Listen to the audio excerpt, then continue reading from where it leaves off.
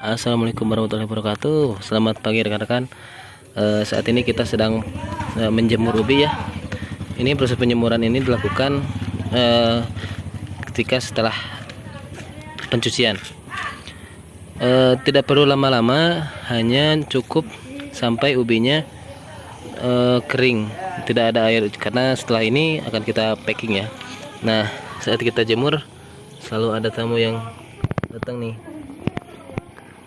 Lebah tebel atau Trigona itama, salah satu lebah kecil yang menghasilkan madu.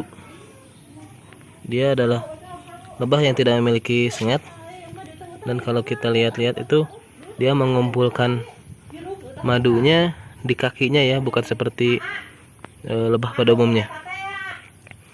Nah, saat ini kita akan bahas mengenai beberapa grade pada ubi ya, terutama ubi Cilembu. Yang pertama ada, kalau orang sini disebutnya ini dongdot.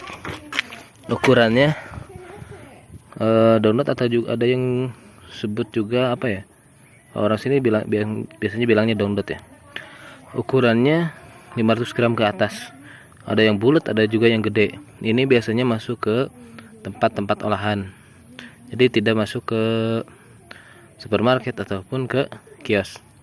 Kemudian ada grade super atau AB ya, seperti ini.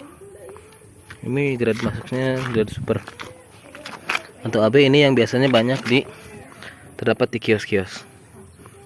Setelah itu ada grade TO. Nah, ukurannya seperti ini. Kalau untuk yang super ini kurang lebih 1,4 kg maksimalnya. Kurang lebih ada yang 4, 5, 6 lah. Kalau yang TO lebih kecil.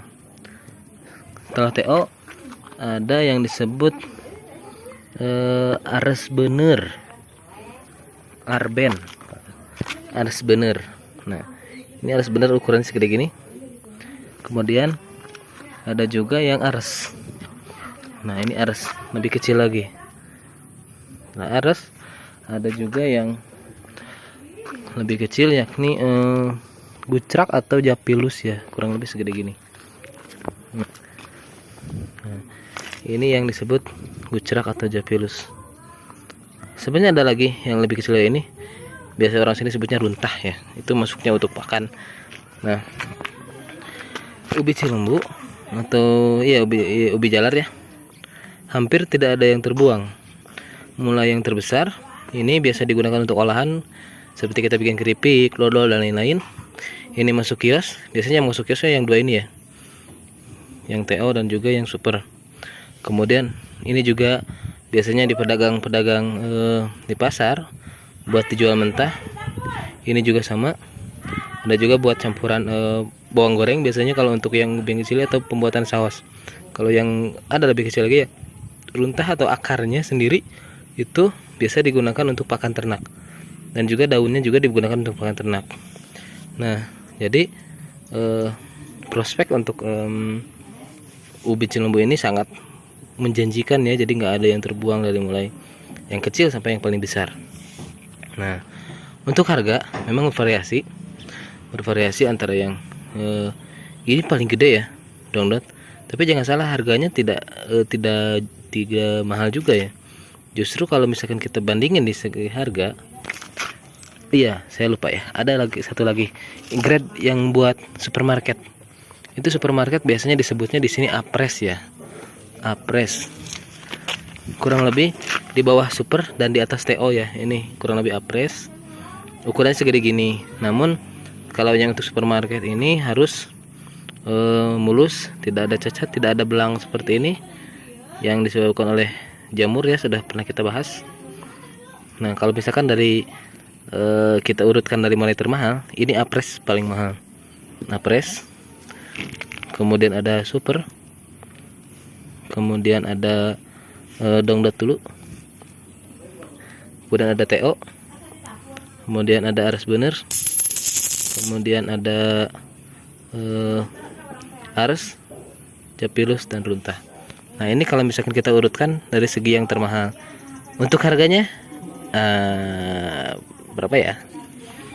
macam-macam ya. Kalau misalkan untuk harga paling mahal ini Apres. Ini saya sebutin harga saat ini di tingkat petani ya. Jadi karena harga itu fluktuatif, naik turun. Saat ini harga Apres ini petani jual itu sekarang kurang lebih 9 ribuan. Kalau untuk yang super kurang lebih sekarang 7.500-an. Kalau misalkan untuk yang dongdot sekitar 4.000 sampai 5.000. Yang TO kurang lebih 3.500 4.000. Yang Ares bener itu 2.500-an kurang lebih. Yang Ares kurang lebih 2.000. Kalau yang Capilus ada 1.000-an. Yang runtah itu kurang lebih 500 perak. Jadi dari yang termahal sampai yang termurah semua ubi Cilombo itu masih menghasil dapat dijual ya. Oke, terima kasih. Assalamualaikum warahmatullahi wabarakatuh.